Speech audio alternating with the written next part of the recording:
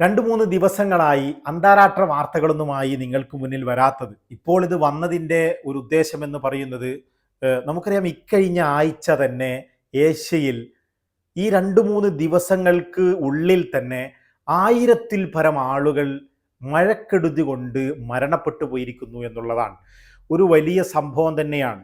കാരണം മലയാളിയെ സംബന്ധിച്ചിടത്തോളം ഈ ഒരു വാർത്ത കേൾക്കുന്ന സമയത്ത് എനിക്ക് ഓർമ്മ വന്നത് നമ്മുടെ വയനാട്ടിൽ ഈ ഒരു വർഷങ്ങൾക്ക് മുമ്പ് ഈ കഴിഞ്ഞ മഴക്കാലത്തല്ല, എന്നാൽ ഇതിന് തൊട്ടു മുമ്പുള്ള മഴക്കാലത്ത് വയനാട്ടിലെ മേപ്പാടിയിൽ നടന്ന ആ വലിയ ദുരന്തം എൻ്റെ ഓർമ്മയിൽ വന്നു എന്നുള്ളതാണ്.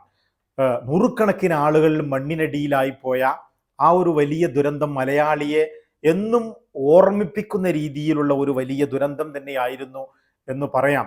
ഈ ഒരു സംഭവം ഈ കഴിഞ്ഞ ആഴ്ച ശ്രീലങ്കയിലും അതുപോലെ തന്നെ നമ്മുടെ ഇന്തോനേഷ്യയിലും മറ്റുമൊക്കെ ഈ അനുഭവം നമുക്ക് അന്ന് എത്രത്തോളം നമ്മുടെ കൺമുന്നിൽ നമ്മുടെ നാട്ടിൽ നടന്ന മേപ്പാടിയിൽ നടന്ന സംഭവങ്ങളെ അതിനെ വെല്ലുവിളിക്കുന്ന രീതിയിൽ അതിനേക്കാളും മീതെയുള്ള ഒരു വലിയ ഫ്ലൂഡാണ്, മഴക്കെടുതിയാണ് ശ്രീലങ്കയിലും അതുപോലെ ഇന്തോനേഷ്യയിലും തായ്ലാൻഡിലും മറ്റുമൊക്കെ ഇപ്പോൾ നടന്നുകൊണ്ടിരിക്കുന്നത്. ഈ ഒരു ആഴ്ച തന്നെ 1000-ന് മുകളിൽ ആളുകൾ മരിക്കുകയും 500-ന് മുകളിൽ ആളുകളെ കാണാതാവുകയും ചെയ്തിരിക്കുകയാണ് ഈ ഏഷ്യൻ രാജ്യങ്ങളിൽ എന്നുള്ളതാണ്.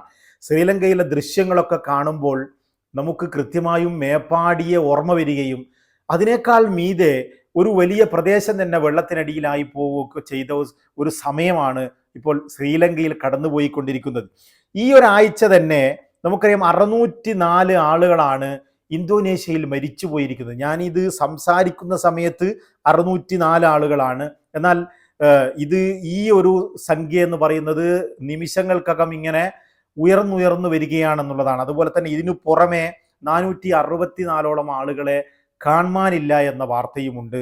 366 ആളുകൾ ശ്രീലങ്കയിൽ മരണപ്പെട്ടിട്ടുണ്ട്. പക്ഷെ അവിടെ തന്നെ 367 ആളുകളെ കാണാനില്ല എന്നുള്ള വാർത്തയുണ്ട്. 176 ആളുകൾ തായ്ലാൻഡിൽ മരണപ്പെട്ടിട്ടുണ്ട്. അവിടെയും നിരവധി ആളുകളെ കാണാനില്ല എന്നുള്ളതാണ്. 3 ആളുകൾ മലേഷ്യയിലും മരണപ്പെട്ടിട്ടുണ്ട്. ഈ വാർത്ത എന്ന് പറയുന്നത് ഈ ഒരു ആഴ്ചയിലെ ഏറ്റവും വലിയ അന്തർദേശീയ വാർത്ത തന്നെയാണെന്ന് വേണമെങ്കിൽ പറയാം. പക്ഷെ നമ്മുടെ മലയാള ചാനലുകളിലൊന്നും മുഖ്യധാരാ ചാനലുകളിലൊന്നും ഇത്തരത്തിൽ ഏഷ്യയിൽ 1000-ൽ പരം ആളുകൾ മരിക്കുകയും ആയിരക്കണക്കിന് ആളുകളെ കാണാതായി പോവുകയും ഒക്കെ ചെയ്ത ഈ ഒരു വാർത്ത നമ്മുടെ മുഖ്യധാരാ ചാനലുകളിലൊന്നും വന്നത് കണ്ടില്ല എന്നുള്ളതാണ്. ഏതായാലും നമ്മുടെ വയനാട് സമയത്തൊക്കെ നമ്മുടെ ചാനലുകൾ പരസ്യം പോലും ഒഴിവാക്കിക്കൊണ്ട് വാർത്തക്ക് മുന്നോട്ട് വരികയും ചില ചാനലുകൾ അത് റേറ്റിംഗ് കൂട്ടാൻ വേണ്ടിയൊക്കെ ഉപയോഗപ്പെടുത്തി എന്നുള്ളത് വേറൊരു വിഷയമാണെങ്കിൽ കൂടി ഇത്തരത്തിൽ കേരളം ഒന്നാകെ ഒരുമിച്ച് നിന്ന ഒരു സന്ദർഭമായിരുന്നു മേപ്പാടി ദുരന്തം എന്ന് പറയുന്നത്. ആ ദുരന്തമുഖത്തെ ഓർമ്മപ്പെടുത്തുന്ന രീതിയിലാണ് നമ്മുടെ അയൽ രാജ്യമായ ശ്രീലങ്കയിലും അതുപോലെ ഇന്ത്യൻ മഹാസമുദ്രം അതിർത്തി പങ്കിടുന്ന ഇന്തോനേഷ്യയിലും മറ്റുമൊക്കെ ഇപ്പോൾ നടന്നുകൊണ്ടിരിക്കുന്ന സംഭവ വികാസങ്ങൾ എന്നുള്ളതാണ്. അവിടെയുള്ള ജനങ്ങൾ ഇന്തോനേഷ്യയിലെ നമുക്കറിയാം സുമാത്ര വളരെ അറിയപ്പെട്ട ലോകത്ത് തന്നെ ഏറ്റവും വലിയ ദ്വീപാണ് സുമാത്ര എന്ന് പറയുന്നത്. ഈ സുമാത്ര ദ്വീപിലൊക്കെ ഒരു ഭാഗം അങ്ങനെ തന്നെ നശിച്ചു പോയ രീതിയിലാണ് അവിടെയൊക്കെ മഴക്കെടുതി ഉണ്ടായിട്ടുള്ളത്. ലോകത്തെ ഏറ്റവും വലിയ ഈ ദ്വീപിൽ 6 കോടിയിലധികം ആളുകൾ ജീവിക്കുന്നു എന്നുള്ളതാണ്. ഇന്തോനേഷ്യയിലെ ദ്വീപുകളിൽ ജനസംഖ്യയുടെ അടിസ്ഥാനത്തിൽ 2ാം സ്ഥാനമാണെങ്കിലും സുമാത്ര ദ്വീപ് ലോകത്ത് തന്നെ ഏറ്റവും വലിയ ദ്വീപുകളിൽ ഒന്നാണ്. ഈ ദ്വീപിന് ഒരുപാട് പ്രത്യേകതയുണ്ട് എന്നുള്ളതാണ്. അവിടെ ഈ ആക്റ്റീവായി കിടക്കുന്ന എന്നും ആക്റ്റീവായി കിടക്കുന്ന വലിയ അഗ്നിപർവ്വതങ്ങളും അഗ്നിപർവ്വത ലേക്കുകളും ഒക്കെ സ്ഥിതി ചെയ്യുന്ന ഭൂമിശാസ്ത്രപരമായും ജനസംഖ്യാപരമായും മറ്റുമൊക്കെ വളരെ പ്രത്യേകത നിറഞ്ഞ ഒരു ദ്വീപ് ആണ് ഈ സുമാത്ര എന്ന് പറയുന്നത്.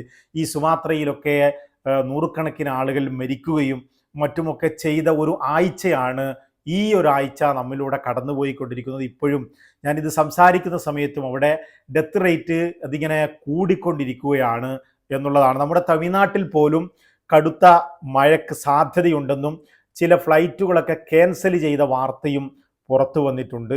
ഏതായാലും ഈ വാർത്ത കേൾക്കുന്ന സമയത്ത് ഞാനിങ്ങനെ 2 മാസങ്ങൾക്ക് മുമ്പ് 2-3 മാസങ്ങൾക്ക് മുമ്പ് ഞാനും എൻ്റെ സുഹൃത്തുക്കളും മേപ്പാടി ദുരന്തത്തിൽപ്പെട്ട ആളുകളുടെ ആ ഒരു മേപ്പാടി ദുരന്തം നടന്ന സ്ഥലത്തും അവിടെ നമുക്കറിയാം അന്ന് നമ്മൾ വീഡിയോ ദൃശ്യങ്ങളിലൊക്കെ കണ്ട ബെയിലി പാലവും മറ്റുമൊക്കെ സന്ദർശിക്കുകയും അവിടെ ദുരന്തത്തിൽ മരണപ്പെട്ടു പോയ ആളുകളെ മറമാടിയിട്ടുള്ള ഹിന്ദുവെന്നോ മുസ്ലിമെന്നോ ക്രിസ്ത്യാനിയെന്നോ അതുപോലെ മതമോ മറ്റു വിഷയങ്ങളോ നോക്കാതെ ദുരന്തത്തിൽ നിന്ന് കിട്ടിയ കാലും കൈയുമൊക്കെ എടുത്തുകൊണ്ട് മറമാടിയ സ്ഥലം സന്ദർശിക്കുകയും അവിടെ നിന്ന് ഞാനും എൻ്റെ സുഹൃത്തുക്കളും പ്രാർത്ഥിക്കുകയും ഒക്കെ ചെയ്ത ആ ഒരു രംഗം ഞാൻ ഇപ്പോഴും ഇങ്ങനെ ഓർക്കുകയാണ്.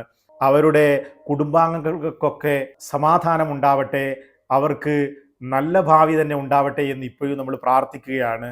അവർ പല പല മൃതദേഹങ്ങളും കിട്ടാത്തതായി ഇന്നുമുണ്ട്. ഇത്തരം ദുരന്തങ്ങൾ എന്ന് പറയുന്നത് ഒരു മറക്കാനാവാത്ത അനുഭവമാണ്.